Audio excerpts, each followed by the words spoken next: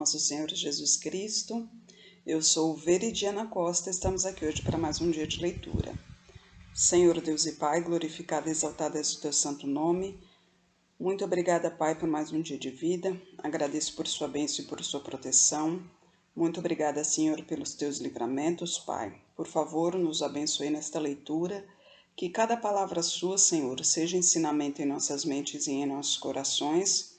Nos inspire e nos direcione sempre a Ti, em nome de Jesus. Peço desculpas pela imagem, eu estou sem celular, era para ter gravado ontem, mas essa semana estou sem celular e hoje eu vou ler só um capítulo para a gente poder continuar aqui e não perder a leitura, né? Lembrando que estamos no livro de Samuel, né? O segundo livro de Samuel. Hoje veremos o capítulo 12, onde Natã repreende Davi, né? Lembrando que no último capítulo nós vimos que Davi, ao invés de ir para a guerra, ele ficou em casa, e quando ele ficou em casa, ele viu que ele viu Batseba, né, no banho, e Batseba, uma mulher formosa, ele acabou se atraindo por ela, se envolveu com ela, ela engravidou.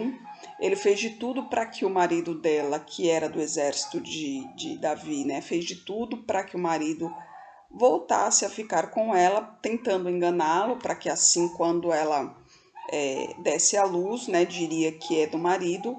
Mas Urias não quis ir para casa, porque os soldados todos estavam na guerra, né? Todos estavam lutando, e ele não achava justo deixar o povo lá lutando enquanto ele dormia, né, no conforto de sua casa. E assim Davi mandou ele para a guerra e pediu lá para o chefe da guarda para que o colocasse de frente, na linha de frente, e o deixasse sozinho ali, porque sabia que ali ele morreria, né?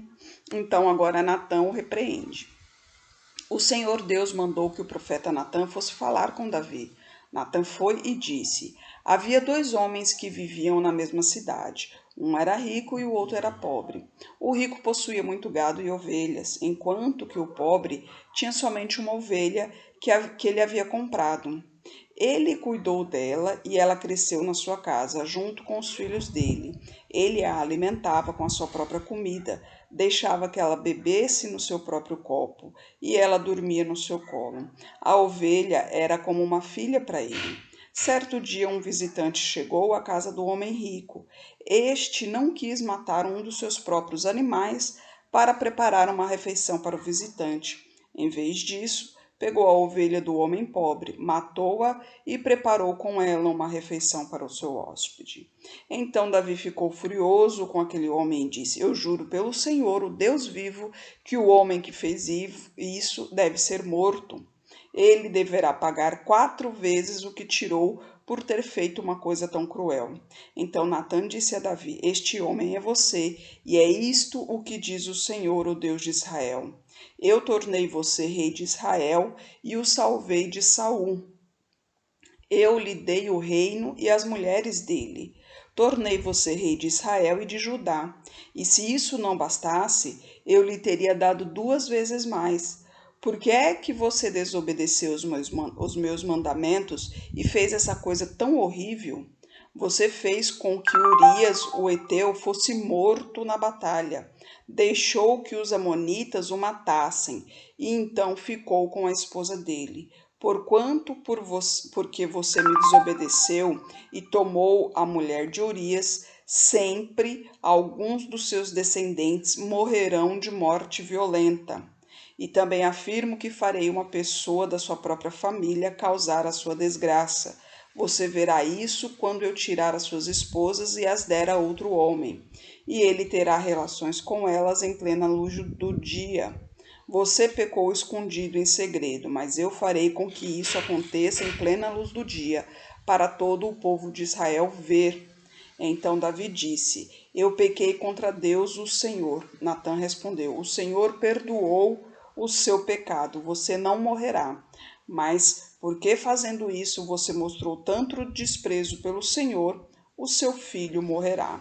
Aí Natã foi para casa. Então o Senhor fez com que o filho de Davi e da mulher de Urias ficasse muito doente. Davi orou a Deus para que a criança sarasse e não quis comer nada. Entrou no seu quarto e passou a noite inteira deitado no chão. Então os funcionários do palácio tentaram fazer Davi se levantar, mas ele não quis e não comeu nada com eles. Uma semana depois, a criança morreu e os funcionários ficaram com medo de dar a notícia a Davi. Eles disseram: enquanto a criança estava viva, Davi não respondia quando falávamos com ele. Como vamos dizer a ele que a criança morreu? Ele poderá fazer alguma loucura. Quando Davi viu os oficiais cochichando uns com os outros, compreendeu que a criança havia morrido, então perguntou: a criança morreu? Morreu, responderam eles. Então Davi se levantou do chão, tomou um banho, penteou os cabelos e trocou de roupa.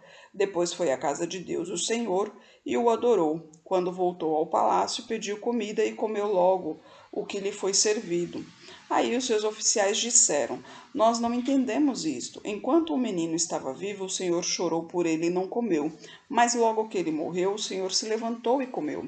Sim, respondendo Davi, enquanto o menino estava vivo, eu jejuei e chorei, porque o Senhor poderia ter pena de mim e não deixar que ele morresse. Mas agora que está morto, por que jejuar? Será que eu poderia fazê-lo viver novamente? Um dia eu irei para o lugar onde ele está, porém ele nunca voltará para mim. Então Davi consolou a sua esposa Batseba, teve relações com ela e ela deu à luz um filho a quem deu o nome de Salomão.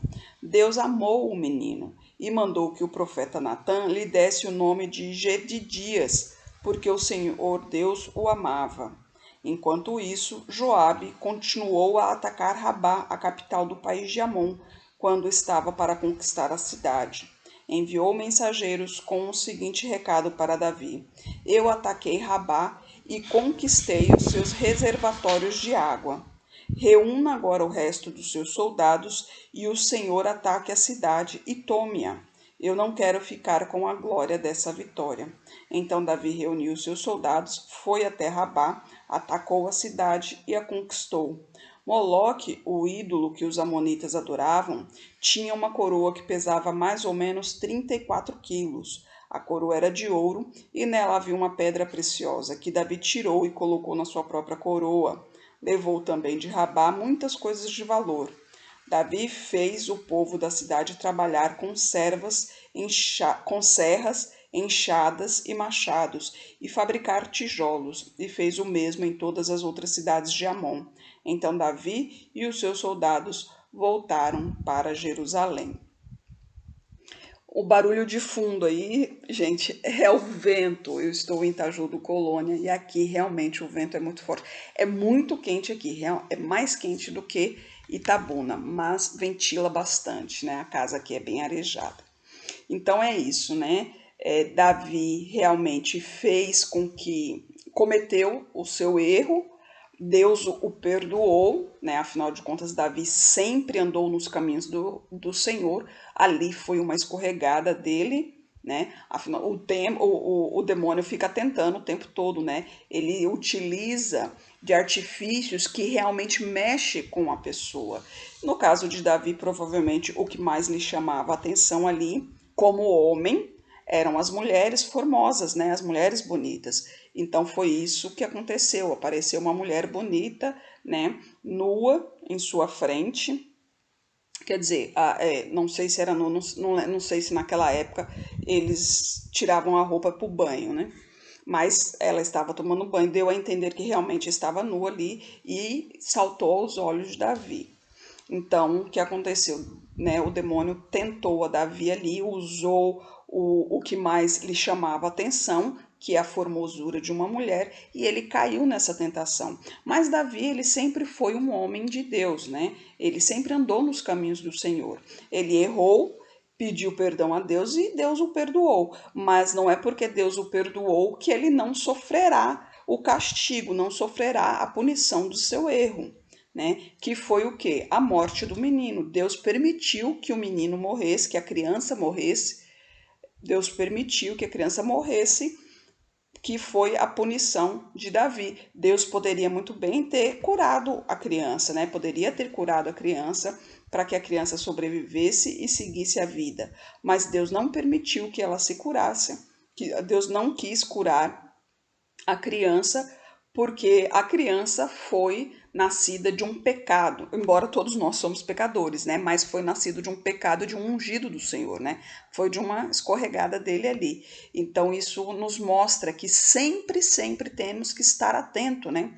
A palavra do Senhor diz: vigiai e orai, né? Então, por que vigiai primeiro? Porque vocês têm que estar atento em todo momento, né? É aquele velho ditado, dormir com o olho aberto. Então tem que estar atento o tempo todo, porque o tempo todo o demônio vai querer nos tirar da presença do Senhor, né?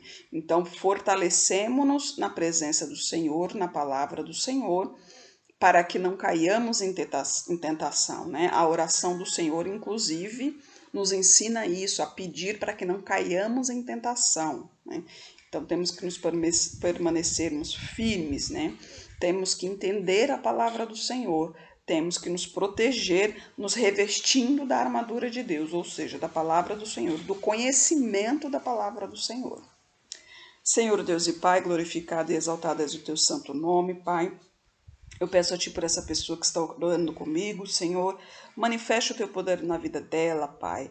Purifique-a de tudo que não lhe pertence, Senhor. Fortaleça em seu caminho, Pai.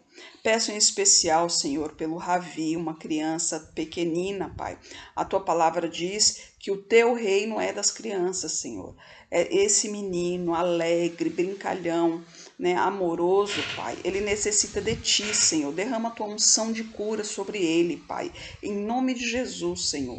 E fortaleça a família dele, Pai, que se mantenha firme ao Teu lado, em nome de Jesus, Senhor. Peço a Ti por toda a minha parentela, por toda a parentela de meu esposo. Derrama a Tua unção sobre cada um deles, Pai. Manifeste o Teu poder na vida de cada um e traga todos para o Seu caminho. Peço a Ti pelos nossos governantes, pelas nossas autoridades, que os Teus anjos estejam guiando cada um deles de acordo à Tua vontade, Pai. Peço a Ti pelos Teus filhos, Senhor. Necessitamos de Ti, Pai, de Tua palavra, de Teu entendimento e de Tua sabedoria. Por favor, Pai, nos capacite cada vez mais para proclamarmos o Teu Evangelho. É o que eu oro em nome de Jesus. Amém.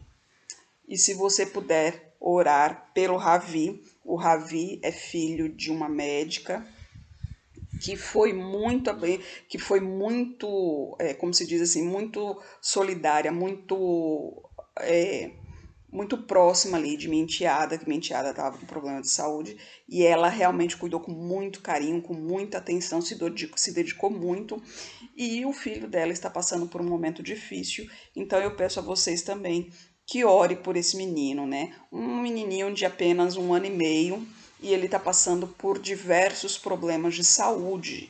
Ele necessita ali da presença do Senhor e quanto mais oração, quanto mais intercessão de seus filhos por ele, eu tenho certeza que Deus ouvirá e tomará providências. Obviamente, tudo de acordo à vontade do nosso Deus. Que Jesus Cristo esteja em seu coração e que Deus abençoe.